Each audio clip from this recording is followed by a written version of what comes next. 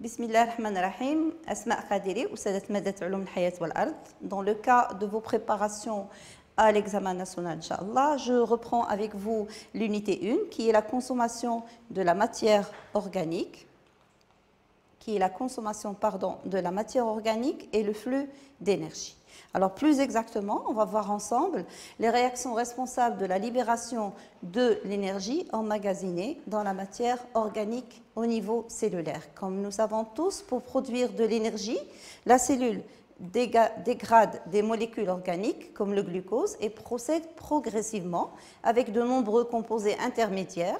La suite de réactions qui permet d'aller d'une molécule à une autre est une voie métabolique. On distingue deux voies métaboliques, la respiration et la fermentation. Alors notre glucose C6H12O6 va subir une glycolyse pour donner deux acides pyruviques de CH3CO, COH. Et là, on va distinguer deux cas. Soit qu'on est dans un milieu aérobie, ça veut dire présence de dioxygène, ou nécessite la consommation de dioxygène, soit qu'on est dans un milieu anaérobie, c'est-à-dire absence de dioxygène, et donc pas besoin de le consommer. Alors dans le premier cas, notre pyruvate va subir une oxydation complète pour donner des déchets minéraux qui sont le CO2, H2O et bien sûr de l'énergie. Dans le deuxième cas, notre pyruvate va subir une réduction pour donner, selon les cas, soit de l'éthanol, avec bien sûr libération d'énergie, du CO2 aussi, soit de l'acide lactique avec libération d'énergie. Alors, si on suit cette trajectoire en vert, on est dans la voie métabolique aérobie, c'est-à-dire la respiration cellulaire, qui a lieu au niveau du hyaloplasme ou cytosol pour la glycolyse et au niveau de la mitochondrie pour l'oxydation complète du pyruvate. Par contre, si on suit l'autre voie, ça veut dire glycolyse plus réaction dans un milieu anaérobie, on est dans des réactions métaboliques, voie métabolique anaérobie, c'est la fermentation. Et là, on va distinguer deux types de fermentation, soit la fermentation alcoolique si on produit de l'éthanol, soit la fermentation lactique si on produit de l'acide lactique. Alors, commençons maintenant par la glycolyse, qui est une phase commune entre la respiration et la fermentation. Par après, on va justement attaquer la mitochondrie, structure et organisation. Ensuite, les réactions des oxydations respiratoires, les fermentations alcooliques et lactiques, pour finir avec le bilan et rendement énergétique des deux voies aérobie et anaérobie. La glycolyse maintenant, c'est une phase commune entre la respiration et la fermentation. Elle a lieu au niveau du hyaloplasme et c'est une série de réactions catalysées par des enzymes spécifiques s'effectuant dans le cytosol ou hyaloplasme en absence d'O2. Ce sont des réactions anaérobies. Elles se déroulent en 3 étapes. Pour chaque étape, nous allons donner le nom et la réaction chimique. Vous avez d'abord la phosphorylation du glucose en fructose 1,6-biphosphate. D'accord, selon la réaction suivante que vous voyez. Notre glucose plus 2 ATP va donner fructose 1,6-biphosphate plus 2 ADP. Là, le glucose va uniquement subir une phosphorylation, ni réduction, ni oxydation. Et vous avez sûrement remarqué que glucose et fructose ont la même formule chimique. Je tiens à rappeler que ATP, c'est adénosine triphosphate, c'est notre adénosine reliée à 3 groupements phosphate, alors que l'ADP, c'est l'adénosine diphosphate, c'est-à-dire notre adénosine reliée à 2 groupements phosphate uniquement. La deuxième étape est le clivage, ça veut dire la division du fructose 1,6-biphosphate en 2 molécules. Ce sont les trioses diphosphates. Chaque triose est composée de 3 carbones, alors que le fructose était composé de 6 carbones. Avec bien sûr une phosphorylation, puisque notre fructose va s'associer avec 2 PI, 2 phosphates inorganiques, et une réduction, puisque le transporteur du genre NAD+, va donner NADH, H+, selon la réaction que vous voyez ici. Je tiens à rappeler que quand le NAD+ s'associe avec 2 H+ et 2 électrons, c'est une réduction et il va donner un transporteur réduit. Par après, formation du pyruvate et production d'ATP. Alors, le triose diphosphate formé auparavant, ici, eh bien, il va réagir avec 4 ADP, ça veut dire qu'il va céder ces groupements phosphates à l'ADP pour donner 2 pyruvates de CH3CO, COH, et 4 ATP. Maintenant, je veux donner la réaction globale de ma glycolyse. Je dois prendre en considération que les molécules qui font partie des produits et des réactifs en même temps doivent être éliminées, telles que le fructose, un 6-biphosphate. Le triose diphosphate aussi, il fait partie des produits et des réactifs, je l'élimine aussi. Je compare les quantités d'ATP consommées avec celles produites. Je consomme 2, je produis 2, donc finalement j'ai produit 2. Pour l'ADP, j'ai produit 2 ADP, j'en ai consommé 4 finalement, j'en ai consommé 2 pour arriver finalement à ma réaction globale qui est la suivante. Le glycose, c'est-à-dire C6H12O6, plus 2 ADP plus PI, et là j'ai réuni les éléments qui réagissent entre eux, plus mon transporteur du genre NAD plus 2, d'accord, donnera 2 pyruvate, 2 CH3COCOH, 2 molécules d'ATP et 2 NADH H+. Donc le glucose a subi une oxydation, il a perdu des H+ et des électrons au profit du transporteur NAD+, plus la phosphorylation de l'ADP en ATP. Et donc là, je peux donner la définition de la glycolyse qui correspond donc à l'oxydation du glucose en 2 pyruvates avec réduction de 2 transporteurs du type NAD+, et production de 2 ATP ou phosphorylation de 2 ADP, et ce au niveau du hyaloplasme selon la réaction suivante. Donc je peux la donner soit de cette manière, mais il serait plus judicieux de la donner avec la formule chimique de chaque composé. Après la glycolyse, eh bien, on va passer aux réactions des oxydations respiratoires, c'est-à-dire l'oxydation complète du pyruvate au niveau de la mitochondrie. Ceci nécessite quand même l'étude de la mitochondrie, dont vous voyez ici une photo au microscope électronique. D'accord?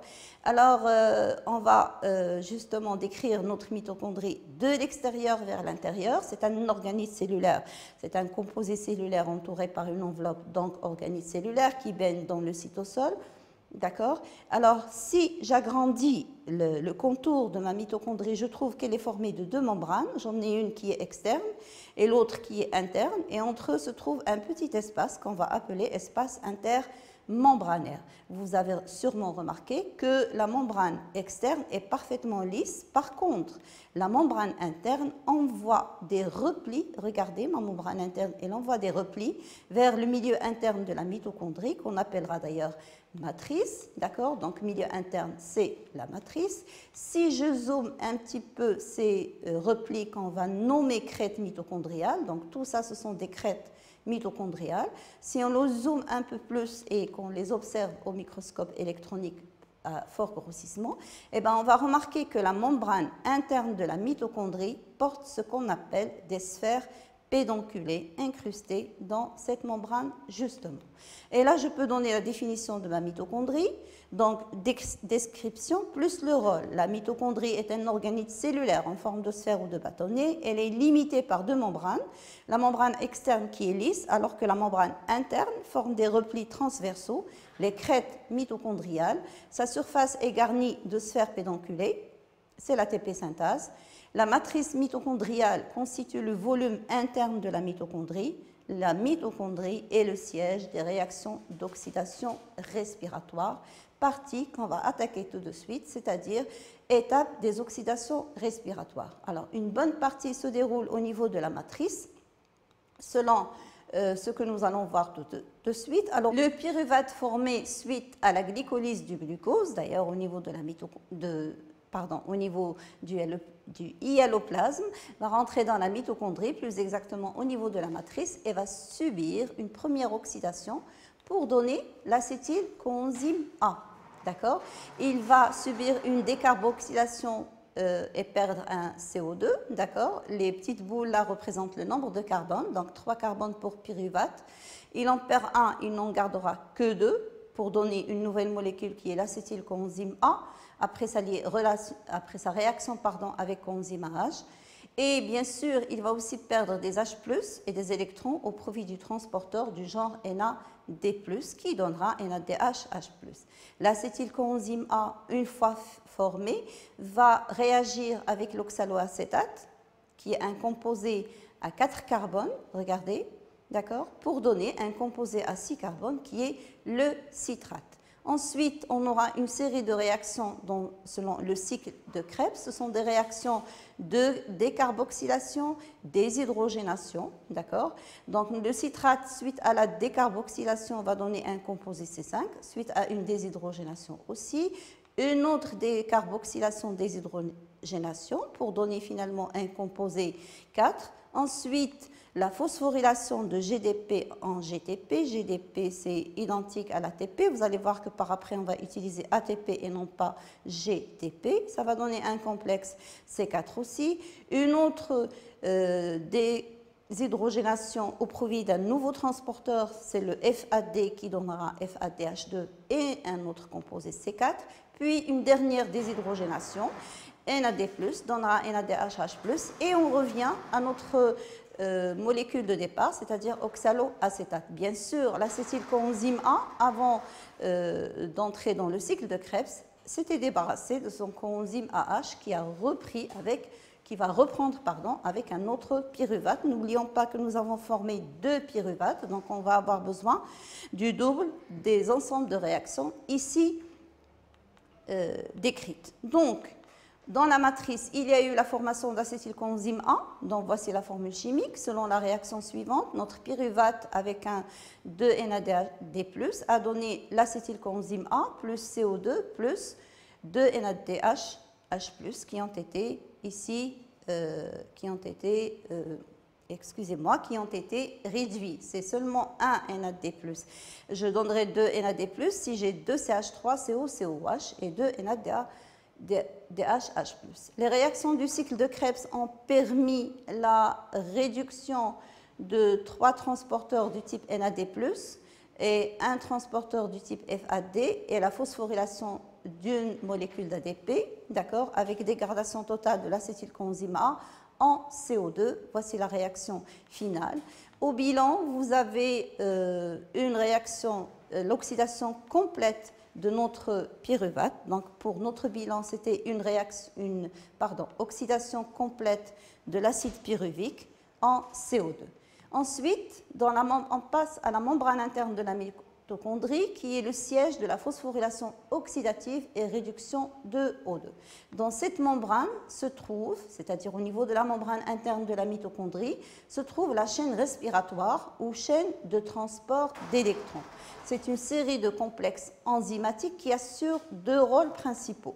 Le premier, c'est le transfert des électrons selon un pouvoir redox croissant des donneurs, c'est-à-dire transporteur réduit vers l'accepteur final O2, qui est réduit en H2O, selon le processus suivant. Alors là, vous avez nos différents complexes de la chaîne respiratoire, C1, C2, Coulomb, C3, cytochrome C, C4, d'accord, qui sont classés ici selon le pouvoir redox, du pouvoir redox le plus bas vers le pouvoir redox le plus élevé, d'accord, avec bien sûr notre donneur d'électrons qui sera le NADH+, le transporteur d'électrons NADH+, NAD+, qui a un pouvoir redox de moins 320 millivolts, vers l'accepteur final des électrons H+, c'est notre dioxygène, H2O, qui a un pouvoir redox de 820 millivolts. Donc on passe ici d'un pouvoir redox bas vers un pouvoir redox élevé. C'est un flux d'électrons spontané. Alors ce flux d'électrons va justement dégager de l'énergie qui va être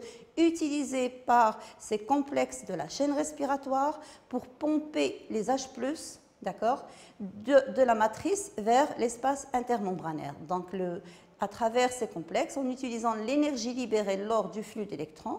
Ceci a pour effet de générer un gradient de concentration de protons de part et d'autre de la membrane interne mitochondriale ou gradient H+. Donc, regardez ici, j'ai réuni en même temps tout ce qui se passe au niveau de la membrane interne de la mitochondrie. Donc, on commence par ce qu'on a déjà vu auparavant. Ça veut dire que nos 2 transporteurs réduits vont être réoxydés au niveau de ces complexes. NADHH+ va libérer ces électrons au profit de C1 qui va les passer au Coulomb, C3, cytochrome C, le C4, ça veut dire un flux d'électrons pour arriver à l'accepteur final qui est le dioxygène qui va être réduit en présence de H+ en H2O. D'accord? Alors ça, c'est notre flux d'électrons tout le long de la chaîne respiratoire. Ce flux va libérer de l'énergie, pardon, qui va être utilisé pour pomper, rappelez-vous, les H+ de la matrice vers l'espace intermembranaire. D'accord? Au total, quand on travaille ici avec le NAD+, on va faire passer, regardez, 6 H+, à peu près. D'accord? Par contre, si on travaille avec le FADH2, on ne fera passer que 4 H+ de la matrice vers l'espace intermembranaire à travers la membrane interne. Ça va donner un gradient H+ de part et d'autre de cette membrane. Regardez bien que les H+, plutôt notre membrane interne est imperméable aux H+, et la seule issue pour qu'il puisse retourner vers la matrice, c'est justement notre sphère pédonculée qui contient l'ATP synthase. Le retour de ces H+ à travers la sphère pédonculée va activer notre enzyme qui va phosphoryler l'ADP plus PI en ATP. D'accord? Donc, en rouge, représenter les réactions d'oxydoréduction, d'accord? L'oxydation des transporteurs, réduction du dioxygène. Et ce symbole symbolise justement la réaction de phosphorylation. Donc, les réactions ayant eu lieu sont oxydation des transporteurs au niveau des complexes de la chaîne respiratoire. NADH+ va donner NAD+ et libérer ces H+ et ces électrons. La même chose pour le FADH2.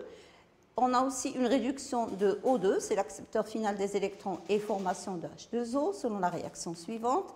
Et en dernier lieu, phosphorylation d'ADP en ATP.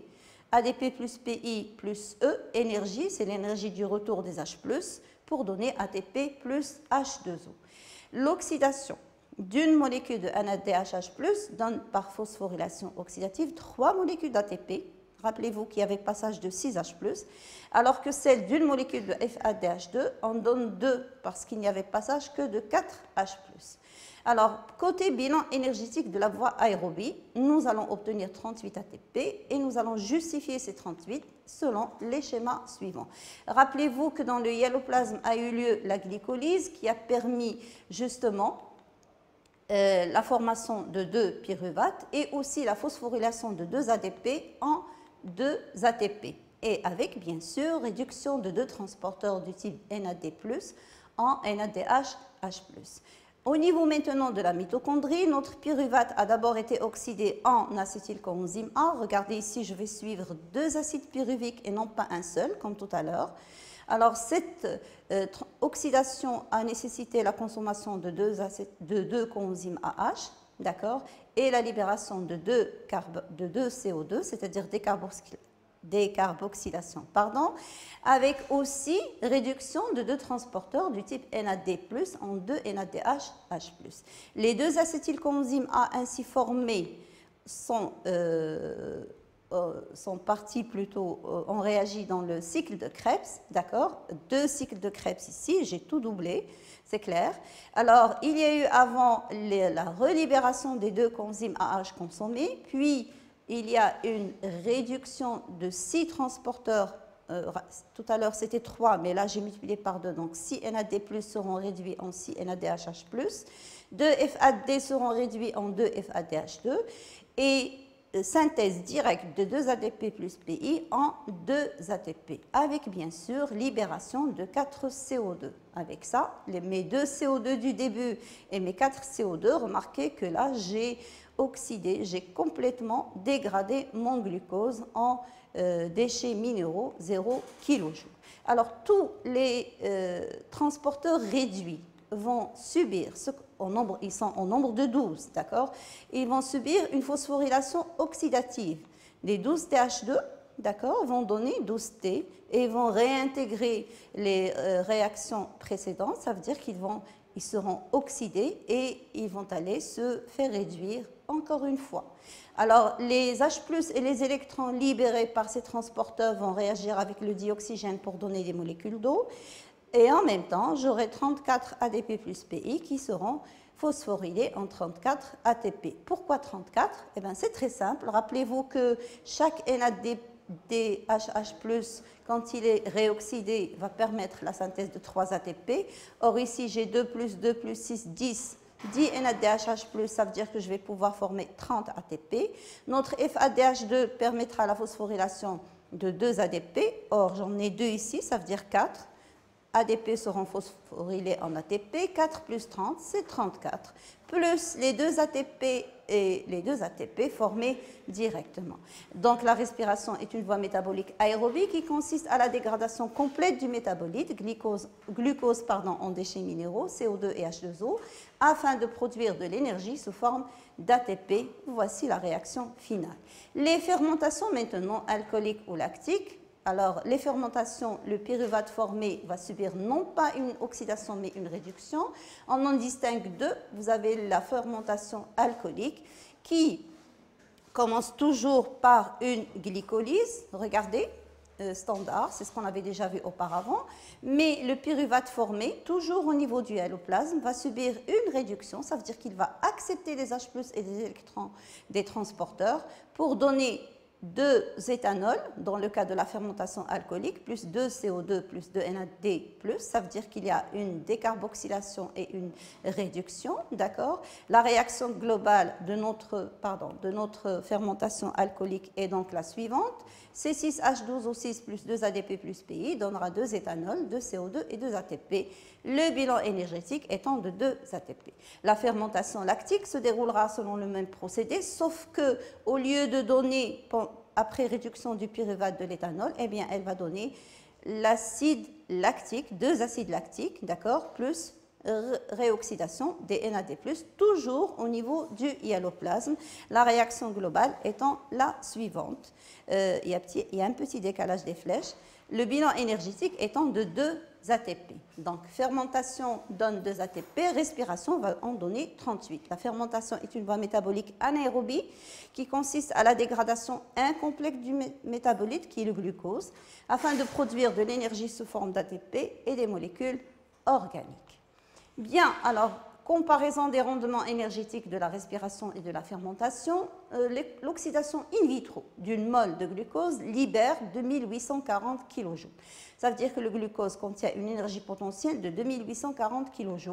L'hydrolyse d'une mole d'ATP en ADP plus PI en libère 30,5 kJ. Alors, pour calculer le rendement, justement, c'est le nombre de molécules d'ATP formées qu'on multiplie par 30,5, c'est-à-dire l'énergie libérée, fois 100 sur 2840. Bien sûr, on n'écrit pas les unités, mais pour vous rappeler que ce sont des kilojoules. Pour la respiration, ce calcul va donner 40,5%, alors que pour la fermentation, si je fais mon calcul, eh bien, je vais obtenir un rendement de 2,1%. Pour les deux cas, vous allez remarquer que le rendement est inférieur à 100% car une partie de l'énergie est dissipée sous forme de chaleur. D'accord? Et pourquoi la respiration donne plus que la fermentation? C'est très simple. Le rendement énergétique de la respiration est supérieur à celui de la fermentation car au cours de la première, il y a dégradation complète du glucose et production de déchets minéraux, alors qu'au cours de la fermentation, cette dégradation est partielle avec production de molécules. Mes chers élèves, n'oubliez jamais que c'est en forgeant qu'on devient forgeron. Alors bonne chance.